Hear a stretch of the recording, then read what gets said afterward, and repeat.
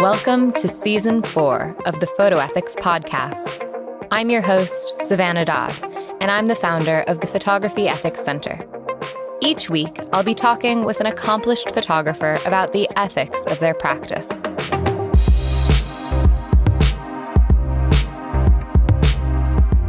Today, in episode number 10, we'll be talking with Margaret Mitchell about connection and sincerity. Margaret Mitchell is a Scottish photographer whose work ranges from exploring communities and children's worlds through to projects on the individual and society. Bridging both psychological and social issues, her work explores the intricacies and complexities of people's lives with a particular emphasis on place and belonging.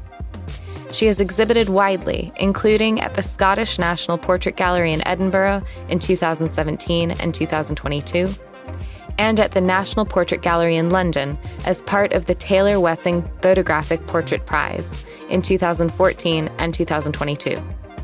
Her latest body of work, An Ordinary Eden, was shown at Street Level Photo Works in Glasgow in 2023. Her work has been acquired for the permanent collections of the National Galleries of Scotland, the Martin Parr Foundation, and the University of Stirling, and has featured in The Guardian and The New Statesman, among others.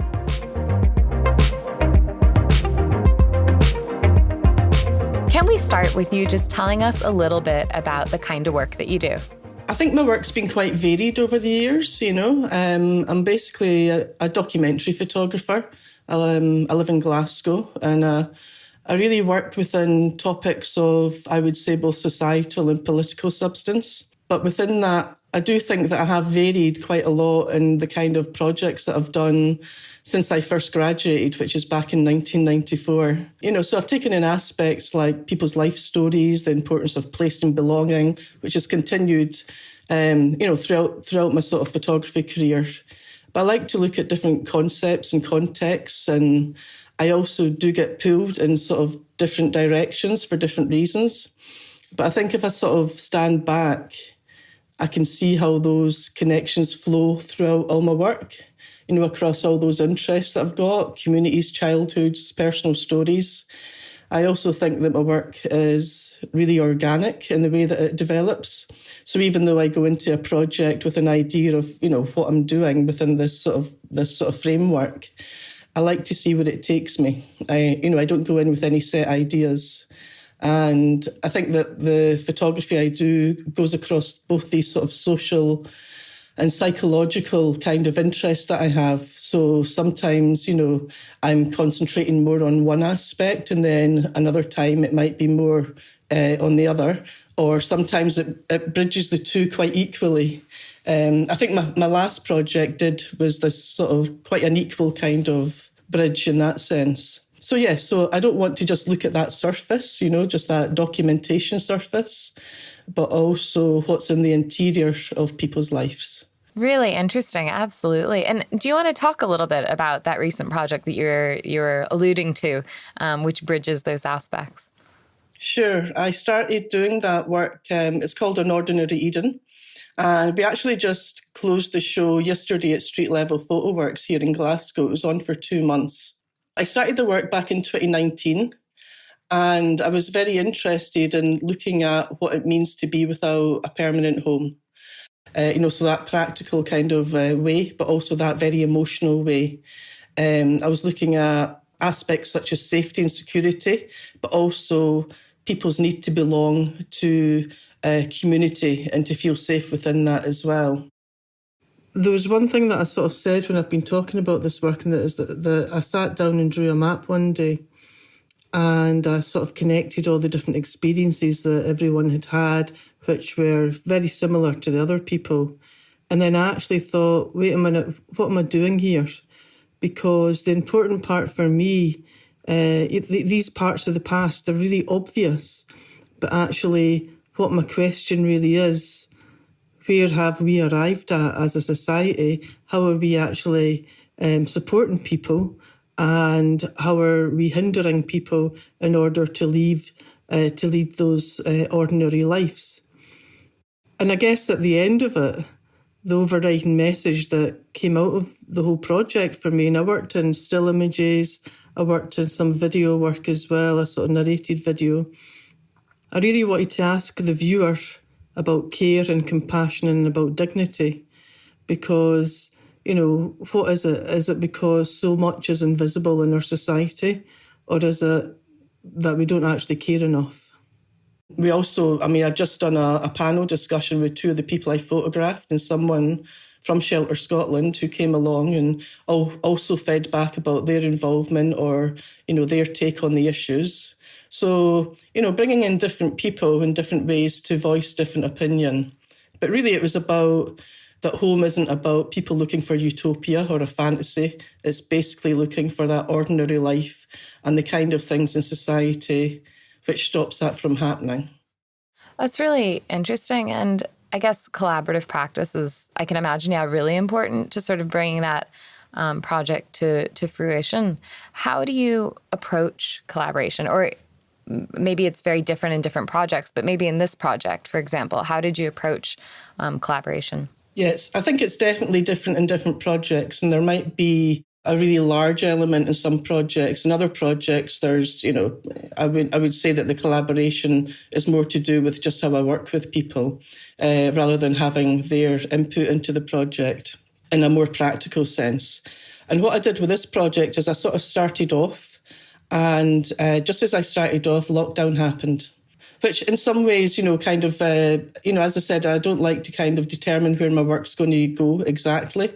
And I suppose that, the pandemic actually helped shape this work into a way which I had not perhaps thought it was going to go. But because that meant that I was communicating all over Scotland with people, but mostly online. And I was trying to think about different ways of bringing people into their own representation in that way.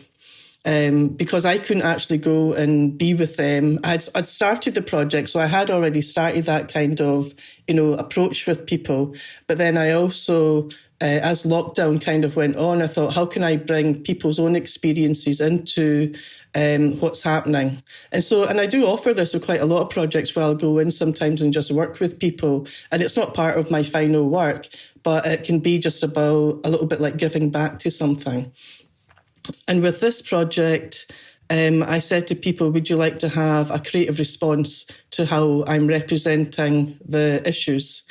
And it doesn't need to be photography. I'm a photographer, but it doesn't need to be photography. It can be text, it can be drawing, it can be any way that you are interested in working and, contributing something. And I hope, because I didn't have an exact plan at that stage, I hope that what I'll do with that is put it into a small publication for when I'm going to exhibit the work. And that's kind of what happened. I made a small publication and, that was sold at the same time as me exhibiting the other part of the work. And all the proceeds from that went to the hardship fund at Shelter Scotland. That's really interesting. And it makes me think, I guess maybe sort of, it was something that you said about how, you don't necessarily start a project knowing where it's going to go. And it sort of also, I think, is in my mind as I'm working on an exhibition at the minute, that things don't really ever go to plan or as you maybe envision that they're going to go when you sort of set out. So I guess I'm wondering, how have you learned to sort of manage people's expectations about work and where it might live or where it might go on to be seen? Or is that something that you've that has not been an issue? I think I'm always very, very clear with people that, I'm a photographer whose work is seen publicly. I don't do work which is, goes into my hard drive or under my bed, in my negative, and they just sort of sit there. That the reason that I'm doing work does have this public message. So I think it's very important that, when people contribute to working on something with me, that they can see exactly where I might be putting that in the end, but also what they might be getting back from that as well. I'm just wondering a little bit about, in terms of what people might get from having the work exhibited and having their story shared, and what sort of benefits that might Yeah. or might not have? I think that will depend on the project. And I think from project to project, that will change. And I think it'll do, I work a lot within children and childhoods as well. And I think that there's a whole other set of issues that come up with that. But within the sort of latest project that I did, I'm constantly keeping tabs on myself, my process, how I'm working and what I'm doing and getting feedback from people. And actually the discussion that we had on just a couple of days ago was actually around those issues about what people were getting back from having been involved in an ordinary Eden. What was it actually giving back to them? And some people came onto that project in the very early days of it, and then they've moved on and they're quite happy to have contributed at the time. But they don't have this ongoing relationship and large connection with me. And other people have this, they consider that we have developed a friendship from that process as well. I think that sort of panel discussion will be online at some stage, and you'll be able to listen to what people, in their own words, have said, what they are getting back from that. But one woman who I worked with was someone who remained anonymous throughout the whole project. And she said to me that the important thing for her was, that she had contributed, she had shared her story, but in a very safe way that she'd managed to share that story. I've never said what her name is. I've never said where her location is. I've never shown her face. But she wanted that her story was acknowledged publicly and that people actually got to hear about that. So it's about finding these ways about working with, very vulnerable situations and working with people so that they're happy with how you're going to portray that story. And each person I worked with was different, because it requires an individual response each time. Absolutely. And I don't know, there's something that you said there about how people, often in that situation, in a situation of experiencing homelessness, will lack community. And so I can imagine that developing sort of a friendship with you over time could be quite important for some people. And at the same time, it makes me think about how complicated that can be when we become close with the people that we're photographing. But then you've also photographed your own family. So I guess you're very familiar with that sort of the challenges that come with that. Could you talk to that a little bit? Sure. I think, I've worked with my own family photographically since I became a photographer, and I think that those early days of working with my own family taught me a lot about photography's power and how careful I have to be with the power of representation within that and how people are understanding what I present as an image. And I think that is working with my own family has actually really taught me that. I think that, you have to handle people's stories very carefully because every time a viewer comes into sort of looking at a story, they're looking, they're coming from their own background, their own knowledge, their own opinions. And when they're viewing that work, it doesn't always line up with your opinions or, and views which I would consider faulty and based on stereotype, for example. So working with my own family, those, it was really, really important lessons I was learning, quite early on, around class, in the UK, and that different lifestyles are not understood by different people, and so how am I getting that across in photographs? How am I actually going to get past those assumptions that people make, especially within documentary work? And how have you? Well, I'm very careful, in the way that I photograph and what I photograph. I can walk into a room and, as a photographer, you're the person who shapes that story because that is an enormous amount of power just sitting there within that visual selection in the first place. So you're walking into that room and you're making all these decisions really quickly. But also a lot of the time what I do with people is I spend a lot of time with them. If I'm working on a long-term project like the Ordinary Eden project, I go in and I present my work. So I go in and talk to people about my work. I show them it. I give them a website. I show them past work.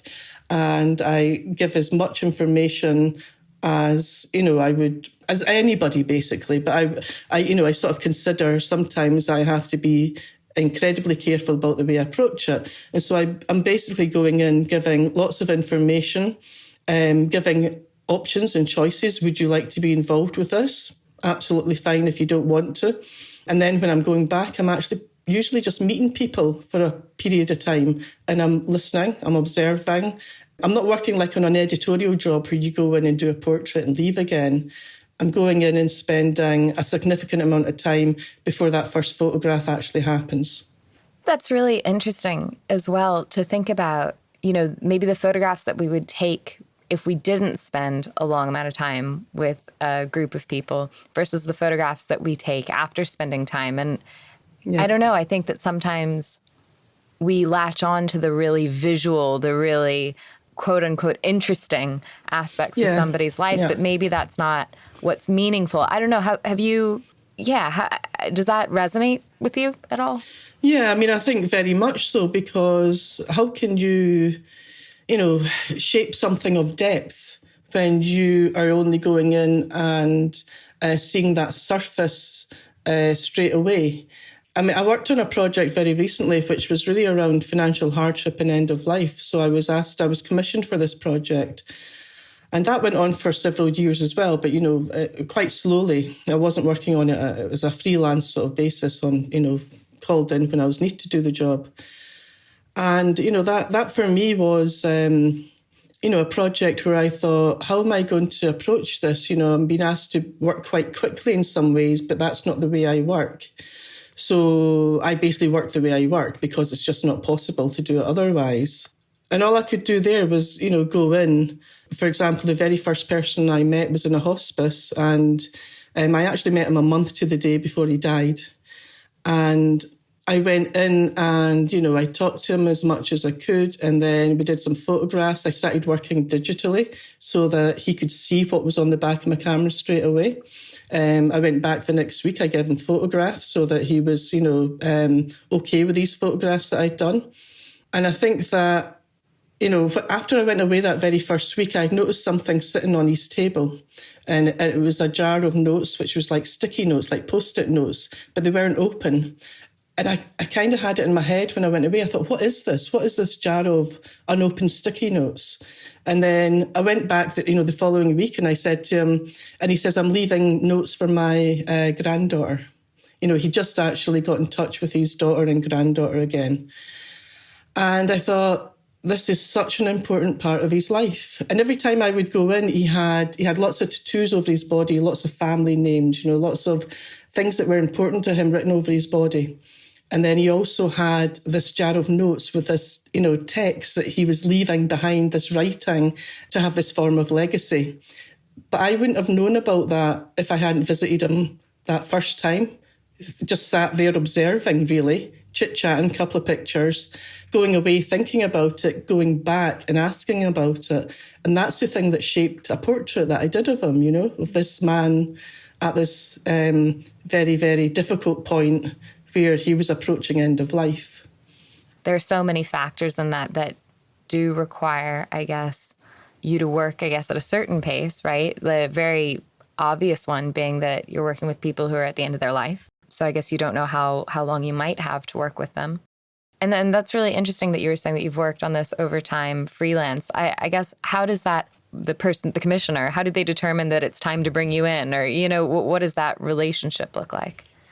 It was with the University of Glasgow, and they brought me in quite early on, in the project. Actually, before the pandemic as well, I was asked to come onto this project. And it was a multi-strand project, so they were doing different research within their study as well. But I was brought in as the type of photographer who does the type of work that I do. But I was only, introduced to people as people were brought onto the study or had agreed to do the study. And that was a very, very slow pace. And so the project really went on for 4 years because of that. And I photographed over that time 8 people. So I would only go and work on that project when it was, basically there was someone to work with who wanted to work with me, who chose to work with me. Right. Okay. That's really helpful to hear a little bit more, about how that sort of came to be. It's a really, interesting relationship, I guess, with the university. In all of this work, there's a lot of, I feel like there's a real theme of vulnerability and of working with people who might be experiencing a difficult time in their life for one reason or another. And I can imagine that comes with a lot of responsibilities as an image maker. And I guess I was wondering if you could maybe talk about a time when you've experienced maybe an ethical dilemma or a challenge that of some sort that you faced in this work, and how did you negotiate that? I think that I didn't have an ethical dilemma as such, I think that I work in a really transparent way with people that I photograph. I'm very, not honest, because I hope I'm always a fairly honest person, but I'm honest about what the project is and the aims of the project. If I don't know where it might go, I talk about the potential of where it might go. So I think I'm already avoiding quite a lot of those places where I have to sit back and go, oh, wait a minute, I can't continue with this. I think that, there is essentially, my work's going to be seen in public, as I sort of mentioned, and I can't do the work if that is not a possibility. But, when I go into a lot of these projects like the ones I've done recently, I'm really looking at how careful I have to be, because you're working with real people, real situations, real life. I was working there with people who had homeless experience. Sometimes they were in the past, or they were actually going through that process right now. Or I was also working with people who were approaching end of life, So those raise massive ethical questions right there. So before I even went into those projects, I had gone over everything in my head. And I think what I do is I'm going through this constant process of evaluating what I'm doing when I'm on a project. So at any stage I feel uncomfortable, I would not proceed with what I'm doing. So I don't think it's about just saying, oh, here's the dilemma, I've solved it. For me, if it becomes too much, I would say that's it, I just won't go forward with it. And a lot of the time I've found out that the concern is coming from me and not from the people I'm actually photographing. But I'm also thinking about when that work goes out into the world, how is that work going to be seen by a viewing public? How are they interpreting it? Is it open to cliches or open to stereotype? But people are going, well, I've got lots of hidden stories. I want to have those stories known. I want those amplified. And I guess that's part of what I'm doing. I mean, when I went into work with Andy, who was the first man that I photographed who was in the hospice, that was going to be my turning point in a sense, because that was my dilemma, because I hadn't actually contacted him myself. I was given him through someone in that sense, through the university. And when I walked in there, I thought, here's a man, he's lying in a hospice bed. He's exactly the same age as I am, but his life story has brought him here. Is this something which is ethical for me to proceed with? And so that was, still in my mind at that quite late stage. And as I proceeded and worked with him and showed him the photographs, that, dissipated. So when you're talking about the way that you think about ethics in your work, how have you developed that for yourself? Has that really been developed through, certain readings or writings, or through just introspection, or from your studies of photography, or your formal academic? Because you've studied academically, you have a degree in photography, is that correct? Yeah, I have a degree from, both done up here in Scotland. I have a degree and a master's, both in photography. And did those sort of play a big role in shaping how you approach ethics, or has that been something else? Do you know, I think that, I was asked this once in a talk that I gave by a student. And I think it was really interesting for me, because I'd shown a big variety of my work from the early days. So I'm going back to the early 90s to work that I was doing at that present time. And he came up to me afterwards, really lovely guy, and he said, oh, how did you learn this stuff? And I says, well, okay, he said, did you do a module on it? And I says, no, I didn't actually, because perhaps it just wasn't part of what photography education was like when I was doing my degree, for example. But we also studied psychology, as part of my degree, which probably influenced a lot of the way that I was thinking. But I think that for me, ethics is very much about just that substance of what it is to be human. And I think that's what I was trying to get across to, the student, that it's just about that common level of being a decent person and how you would approach other people. So in some ways it's quite an obvious thing, but in other ways I can see that it's quite complex because people are just thinking about the actual photography and divorcing it from there. And so for me, those two things just went together. I did photograph, I guess, within, a time within my own family when I was a student. I got concerned over the representation that I was seeing. I got quite disillusioned with documentary photography and how it could be misinterpreted quite easily. So all those kind of early lessons, in a sense, really shaped how I thought about my responsibility as a photographer.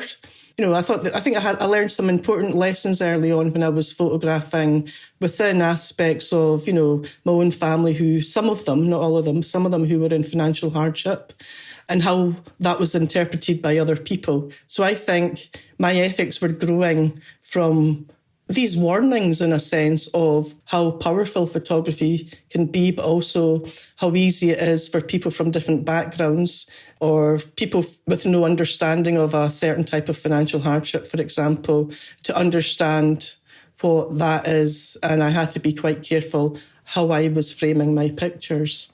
So I think it was actually just with time, that developed. And I guess for other photographers, would you recommend that they spend time photographing their own families? Because I guess that was probably quite a formative part of that process for you. Or what other recommendations might you have for photographers who are trying to build their own ethical awareness in their work? I'm not sure you have to photograph your own family. I think you have to perhaps look at what you're really saying with your photographs, I think it's really important just to be committed and know what you want to do. But more importantly, why you're doing that in the first place. I've never looked at the work that I do, as a career strategy at all. And the themes that I'm pursuing in my work are just going into various projects all the time. And I'm working in these different kind of ways.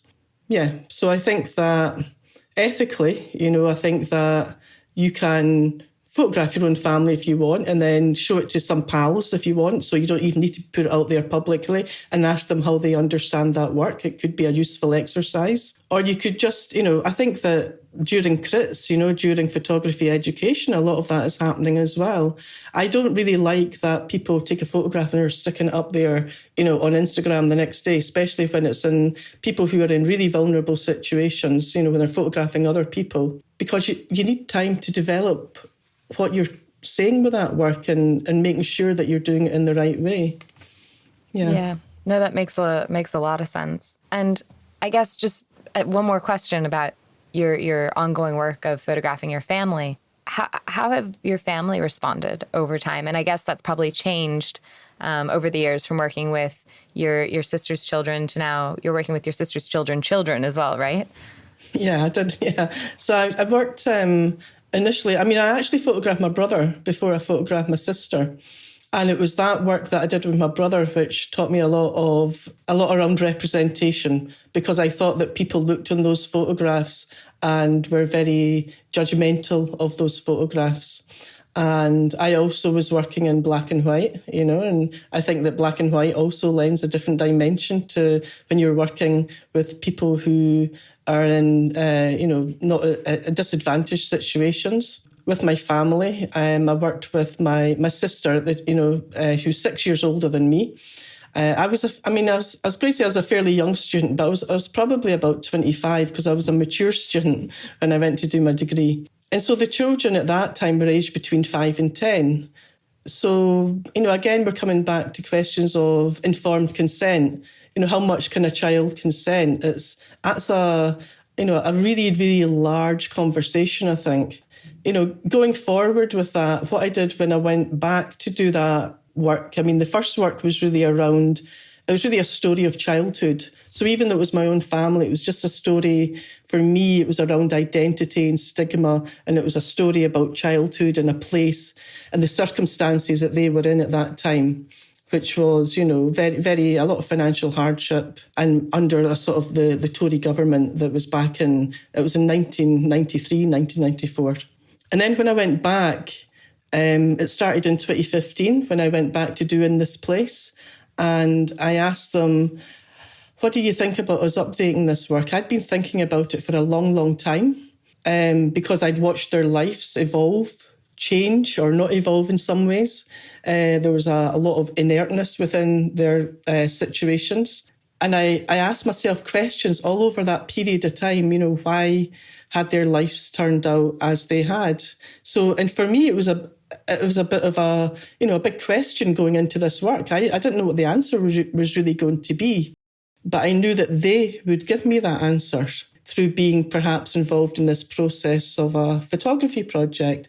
But we went back, we looked at the early work. They respond to that early work in a different way to me. They find it perhaps more comforting than I do. I see a lot of the difficulty in their lives at that time, but they see a time of quite a happy childhood. And then they all came on board with wanting to update the work, and then I did In This Place.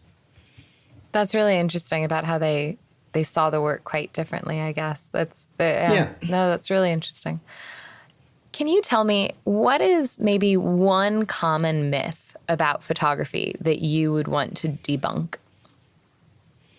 I think that, I'm not sure if it's a myth, but it's certainly something that many people think, and a lot of people think that photography is easy. That it's easy to do. And in some ways, I think it is actually the easiest thing in the world. You pick up your phone, you take a snap of what's in front of you. But photography is complex, it's really complex. And it starts with those reasons about why you're actually doing it, what's pulling you into that project, what's your message and your drive. So that's a really sort of complex kind of part of what photography is. And if you're working with people, how does that, your personal choice of being a photographer, how's that impacting them? So photography, yes, of course it's easy, but actually it's very multi-layered, it's complex, it's nuanced, it's got an awful lot within that. And I think that also that obviously there's different types of photography, and I support all types of photography and different people working in different ways. Lots of different types, different interests and skills. And I think it's great that photography is so accessible, but at the same time, think about that image, what are you recording and why are you recording it before you put it out there. I'm also slightly concerned about that level of self-preoccupation that people have about self-image. I also am interested in about smiling. People often ask me about why are people not smiling in your photographs? And I'm always a little bit surprised by that question as well. But I think that for me, smiling is a social face. It's quite it's the kind of face that you're putting on that you want others to perceive you, or, during an interaction in the conversation, you're not going outside, walking down the road, smiling all the time. And I guess in my work, I'm just trying to go beyond that a little bit, and many photographers are doing this. It's a standard in a sense, and understand what's on that inside, that interior life. So yeah, there's a little bit of mythology around, smiling versus non-smiling as well. That's really interesting too, because you were talking a little bit about, I'm not going to get this exactly right as to how you said it, but you said something about the self-representation or preoccupation with the self. And I think that there's something really interesting in that, about how a lot of times, in documentary photography, we're not wanting the smiley, posed, ready for the camera sort of look. And I guess that comes into tension maybe with how people sometimes want to be represented or want to see themselves or want others to see them. So sure. I guess there's maybe a tension there. There is a tension, and I think that I was asked during, I gave a lot of talks during the exhibition when I had it on, and I had lots of community groups coming in from all different different types of groups. And, they asked, it was great because you can ask lots and lots of questions during that. But, I had a table display where I showed the process of the work, the process of like my workbooks, all these kind of factors. So I was trying to show how I did the project. And one person asked me, did the people get to choose the portrait that you've put on the wall? And I said no, because essentially I'm still the photographer. Because then it becomes a different project, I worked a lot in community arts and disability arts and that in the 1990s. It was I did this work extensively during that time, working in all different areas. And that, to me, that form of collaboration becomes more that type of project. So, yes, if people wanted to be smiling in a photograph, that becomes, a different type of project. It doesn't mean it's a bad project, it's just a different type of project. Oh, that's really interesting. It's an interesting distinction, for sure. And before we wrap up, I'd just like to ask you, what does photography ethics mean to you? I think that, as I said earlier, it's very much about the very substance of what it is to be human. How do we approach others in life and treat them? And that's across all that we do. It's not just around photography, every interaction. But I really see photography as just being a photographer is just a continuation of that approach, about treating other people with a level of decency. I try to be open and fair in all my work as possible. I give information, why am I doing it, where it might go. Or if I know for certain it's going to a certain place, I will tell them exactly, what is my drive for doing this work. But I also mentioned earlier, I'm really, really clear with people when I start a project exactly who I am and what I'm doing. And I think ethically you have to do that. I'm also keen to involve them in that process. I ask for feedback. I show them pictures. I take the photographs back. But also, I don't want to misrepresent myself. So some projects are a lot more fleeting than others. A lot of my projects are in depth, but not all of them are. And I think it's also about being truthful with yourself. And, when I'm talking to you in a kind of public way and talking about what collaboration is. Collaboration has to have some meaning to it. It's not just about asking someone to take their photograph. That's not collaboration. There's a lot more goes into actually working in a collaborative manner. And fundamentally, at the end, I'm still the one who develops and shapes work. But that process is through listening, observing, being respectful. And I think that brings, hopefully, a level of being an ethical photographer in all my work. So I would usually end on that note, but I want to ask a follow-up, if that's okay with you. Okay. Because I'd like to know, then, what does collaboration mean to you? I think collaboration's got different levels within it as a practical process or even as an attitude. But that kind of creates problems with how people perceive it sometimes, how they define it. And personally, I'm a wee bit wary about describing my work as collaborative because of the multitude of ways that other people are really perceiving that term in ways which I don't think are applying to how I'm working. And I'm saying that from a place of having worked extensively in that area for many years in the 90s, and also, from having brought in an element of collaborative work to an ordinary reading, quite recently. But that was important for that project. It was relevant for that project. It was a very specific way of working. So I'm not really sure that labels such as collaboration are always really useful, and they're a wee bit open to misuse unless it's fully collaborative work. But for me personally, I simply try to work in a respectful way in my work, in my photography, whether that's short projects, long-term projects. And a lot of that is about thinking work, how you're approaching an idea that you're interested in. And I often photograph, during short encounters as well. The images are happening fairly quickly and very fluidly. And that's very much about connection that you're making with that person. And so being a photographer, really, for me, It's not about going back to ideas around collaboration or that. It's really about trying to be sincere and, to work sincerely with people, but also, trying to communicate those stories or concepts, ideas and questions. And I see what I'm doing is more about that connection. And within that, I'm simply trying to be as sincere as possible. Thank you very much for listening to this episode of the Photo Ethics Podcast.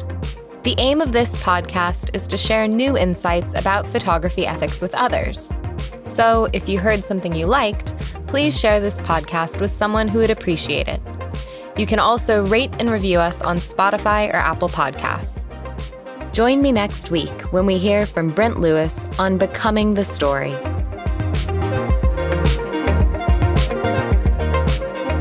In each episode of the podcast, we ask our guests, what does photography ethics mean to you? This is a question that everyone in the photography industry should be able to answer. That's why the Photography Ethics Center is asking you, our listeners, to commit to writing and publishing your own statement of ethics. Visit www.photoethics.org/ethics to learn more and to make the pledge committing to ethical transparency, accountability, and awareness. That's www.photoethics.org/ethics.